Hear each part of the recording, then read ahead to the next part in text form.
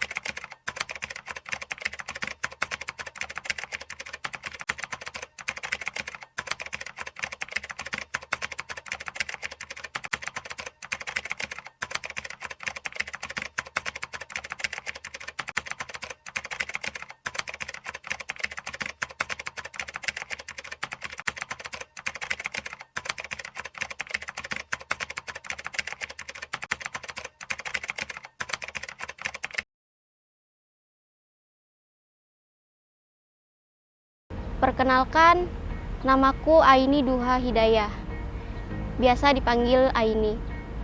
Aku lahir di Semarang pada tanggal 11 Oktober tahun 1997. Boleh diceritain soal keluarganya nih, Kak? Aku lahir sebagai anak pertama dari 4 bersaudara. Aku besar di Jakarta, tepatnya di Jakarta Utara. Di Jakarta Utara aku tinggal bersama keluargaku. Kalau boleh tahu, tunanetra yang Kakak alami ini dari kapan, Kak? Aku terlahir sebagai tunanetra sejak lahir, namun baru terlihat setelah beberapa bulan. Keturunan atau bukan, Kak? Enggak sih. Boleh diceritain soal pendidikannya, Kak? Untuk pendidikan, di tahun 2003 atau 2004, aku sempat bersekolah di sebuah sekolah TK pada waktu itu, dan saat itu sama sekali belum mengenal apa itu huruf Braille. Jadi ya sekolah seperti anak-anak pada umumnya, cuman yang membedakan ketika ujian itu secara lisan, dan ketika pembelajaran berlangsung itu ya nulis sebisanya gitu, karena jujur aku nggak punya konsep huruf awas sama sekali. Di sekolah itu kira-kira 2 tahun, sampai akhirnya aku sempat berhenti setengah tahun dan belajar Braille di SLB Pembina selama setengah tahun, dan akhirnya aku kembali melanjutkan sekolah di sebuah sekolah negeri itu kurang lebih 3,5 tahun. Kembali berhenti di tengah jalan karena walaupun udah tahu Braille, saat itu Braille yang aku tahu masih sangat terbatas. Sedangkan pelajaran itu kan makin tinggi kelas makin sulit, dan ada beberapa pelajaran yang nggak bisa aku ikutin, yang otomatis nilainya kan nggak ada, seperti itu. Untuk kendalanya saat sekolah dulu itu ada nggak sih, Kak?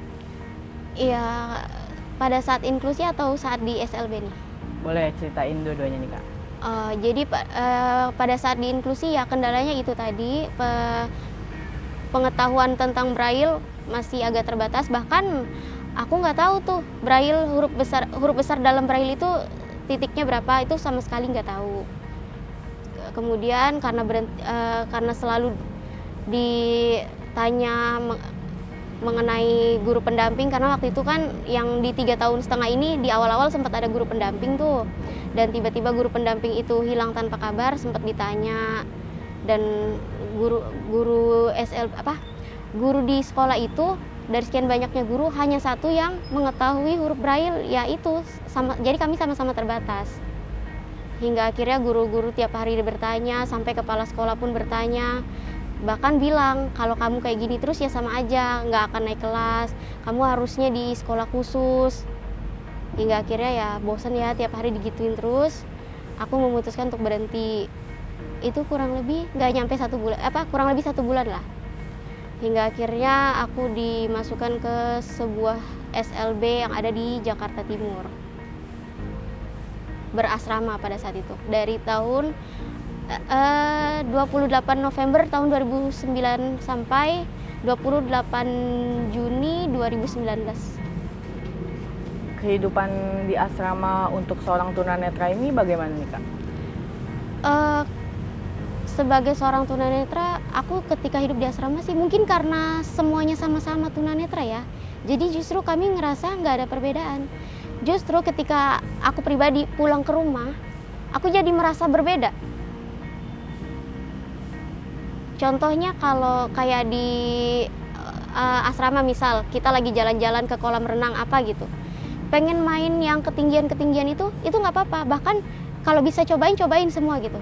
Tapi ketika berlibur sama keluarga, kita mau main perosotan yang cetek lah misalnya. Jangan ntar jatuh gini. Jadi kayak apa ya? Kita jadi merasa dibatasi padahal sama keluarga sendiri yang kita harap harusnya lebih ngerti ya gitu. Mengapa Kak ini berani untuk terus bermimpi Kak? Ya karena buat aku kalau hidup gak punya mimpi ya berarti kita gak punya pegangan kan, akan stop di situ aja. Jadi aku nggak mau jangan mentang-mentang tunanetra jadi nggak punya mimpi gitu, enggak. Aku nggak mau seperti itu. Pertimbangan apa saja nih yang Kakak pikirkan sebelum memutuskan untuk berkuliah? Pertimbangan salah satunya waktu itu kan aku sempat bekerja ya. Setelah lulus, alhamdulillah nggak nyampe 1 bulan aku langsung bekerja. Sebenarnya orang tua pada saat itu udah maunya aku kuliah, cuman aku masih belum mau. Apalagi udah dapat kerja, udah seneng-seneng pegang uang sendiri kan. Jadi udah terlupakan. Hingga akhirnya PHK, terus pandemi, stuck semua kegiatan. Nyari kerjaan juga belum dapat. Aku mikir lah, hidup terus berjalan, usia bertambah, cari kerjaan gak dapet, gak mungkin kan aku kayak gini-gini terus. Sedangkan syarat untuk masuk kerja seminimal mungkin S1. Dan aku ketemu sama sebuah komunitas yang namanya anak-anak muda ya, ketemu lu jurusan apa gitu-gitu. Disitulah aku mulai terbuka, aku mulai minder. Dan akhirnya aku memutuskan ya, aku juga bisa kayak mereka. Aku juga pengen kayak mereka, seperti itu. Masalah apa saja nih yang ada sebelum Kakak memutuskan untuk berkuliah? Masalah ya masalah dari internal aku pribadi sih, karena sakit hati sama seseorang yang membuat akhirnya aku berpikir kok selalunya aku dipermainkan ya, padahal dalam sebuah hubungan baik pertemanan ataupun relationship aku selalu tulus, aku nggak pernah main-main, tapi kok selalunya aku kayak gituin. Aku berpikir apa aku kurang pinter ya. Dari situ aku berpikir temen aku juga ngajarin udah ambil kuliah aja gitu, menambah value diri lah.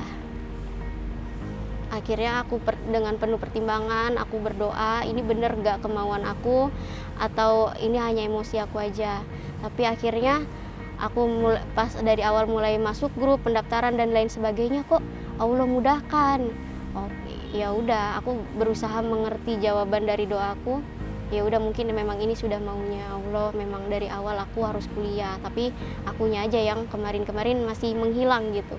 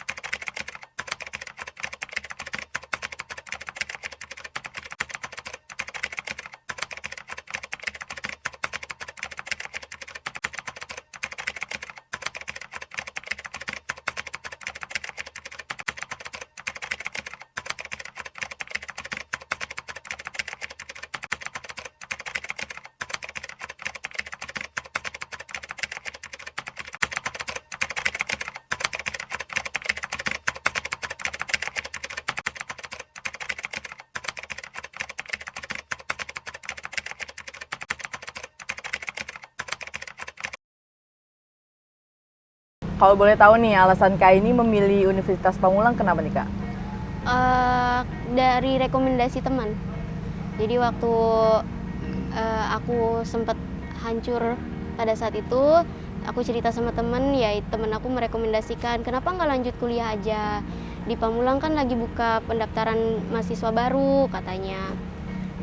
Nah, di situ aku nanya kan jurusan-jurusan apa aja.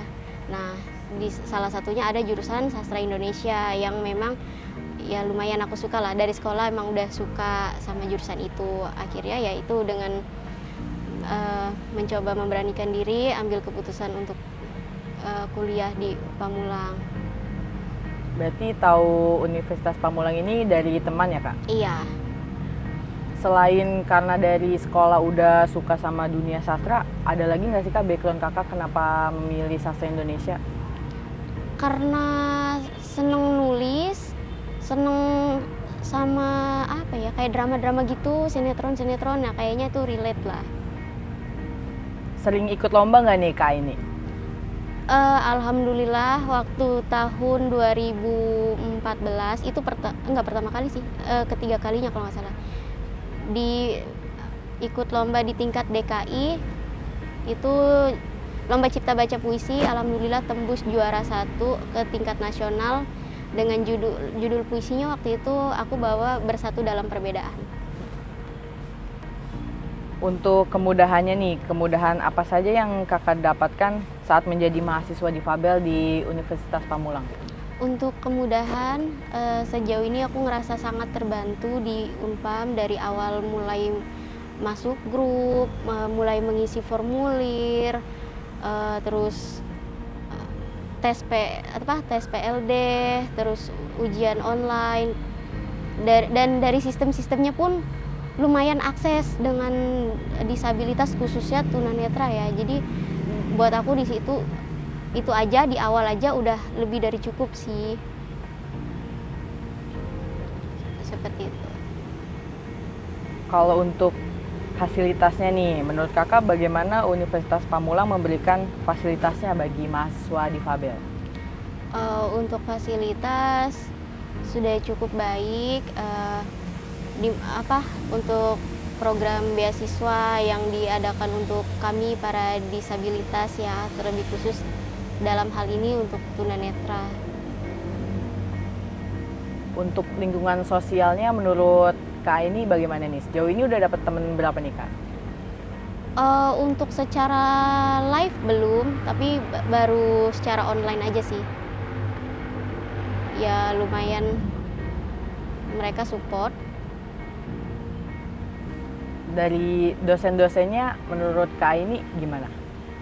Ya dosen-dosennya juga welcome. Jadi waktu aku pertama kali tes PLD, ya aku kan orangnya panikan ya, udah laptop tiba-tiba error dan lain sebagainya.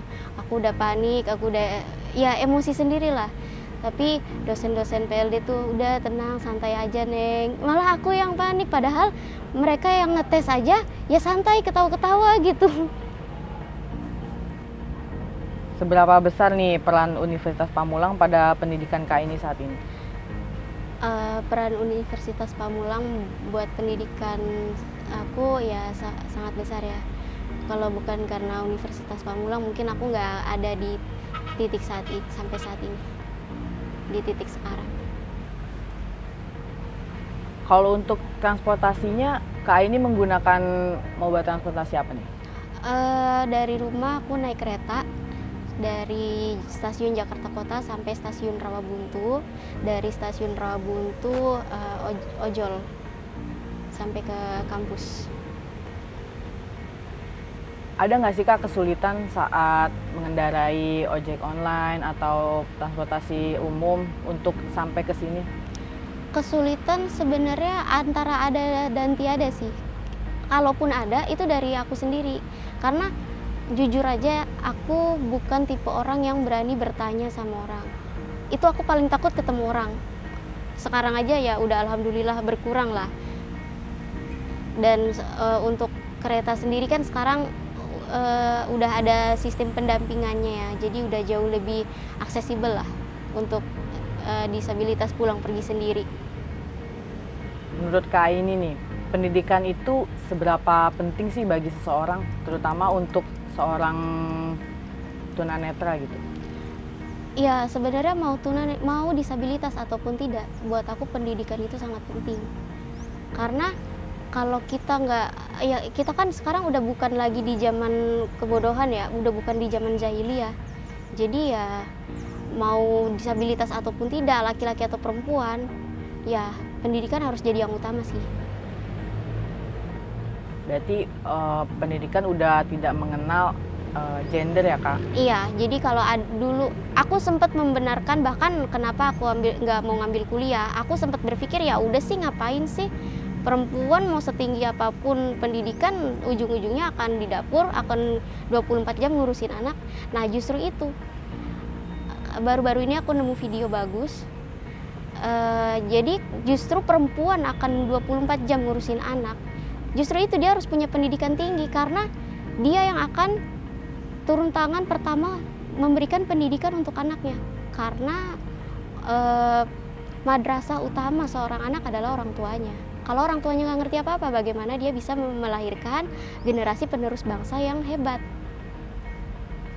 Menurut Kak Aini nih, dulu saat dibimbing menjadi seorang tunanetra dan diajarkan sama orang tua, pendidikannya bagaimana dari orang tua? Apakah sudah cukup layak atau belum Kak? Sebagai disabilitas ya? Iya. Gimana ya, aku tuh dari kecil, mungkin karena aku masih bisa melihat, aku tuh nggak ngerti apa sih yang dimaksudkan dengan buta. Aku sempat pikir kok aku kayak lain daripada yang lain ya, aku lainnya kenapa sih, kayaknya aku bisa lihat apa yang mereka lihat deh. Aku sempat berpikir kayak gitu. Jadi alhamdulillahnya aku nggak sampai yang kayak teman-temanku yang banyak aku ketahui, termasuk teman-temanku sendiri di asrama yang usia berapa baru sekolah. Walaupun aku termasuk lambat juga, cuman alhamdulillahnya lambatnya bukan karena nggak disekolahin, lambatnya karena banyak berhenti. Jadi dari kecil aku, dari umur 4 tahun, kan sebenarnya aku udah dikasih sekolah TK gitu. Jadi nggak disembunyikan, bahkan aku udah diajak jalan-jalan ke mall, bersosialisasi. Karena ada temanku yang bahkan naik eskalator aja mereka takut, karena nggak ada sosialisasi dari orang tuanya.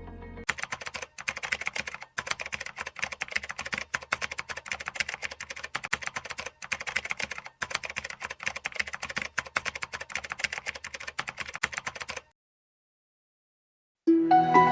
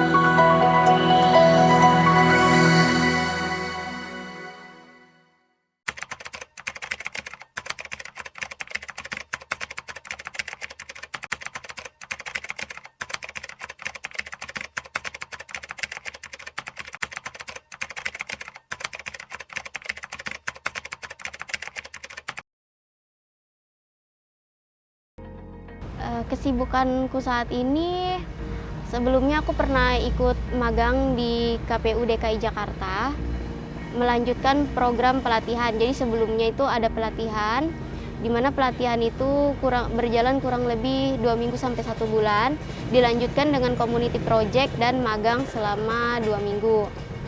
Dan setelah itu aku juga tergabung di komunitas teater di LDD, Lembaga Daya Dharma. Itu di setiap hari Selasa dari tanggal 10 Mei sampai saat ini.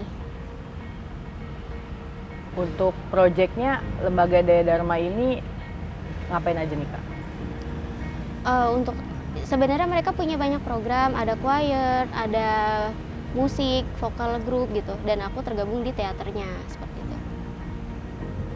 Untuk lokasinya berada di mana Kak? Lokasinya itu ada di Gereja Katedral di Jakarta Pusat. Tapi itu untuk terbuka untuk umum berarti ya Kak? Iya, jadi LDD itu dulu tuh yang aku tahu tempat perkumpulan dulu penyandang cacat ya bilangnya, sebelum berganti nama menjadi disabilitas. Aku tergabung di LDD itu dari tahun 2005 pada saat itu. Apa nih yang membuat Kakak akhirnya ingin memutuskan bergabung di LDD? Pada saat itu pembicaraan antar orang tua sih, jadi ya ikut aja karena kan masih belum ngerti juga. Hingga saat ini anggotanya sudah banyak atau bagaimana Kak? Kalau untuk itu aku kurang tahu karena aku bukan anggota aktif kan. Jadi kalau ada kegiatan apa baru mereka ngabarin, nah ini mau ikut apa enggak gitu.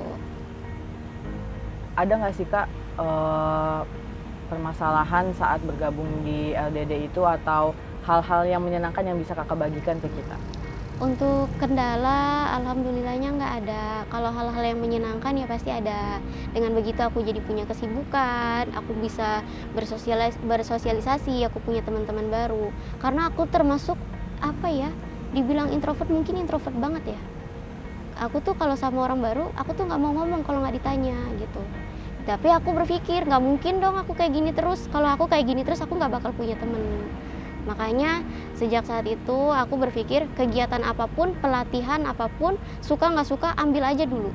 Nanti akhirnya seperti apa, ya udah cukup tahu oh berarti nggak ada minat di sini, berarti bakatnya bukan di sini, minatnya bukan di sini. Tapi minimal punya pengalaman baru dan informasi baru bisa masuk seperti itu.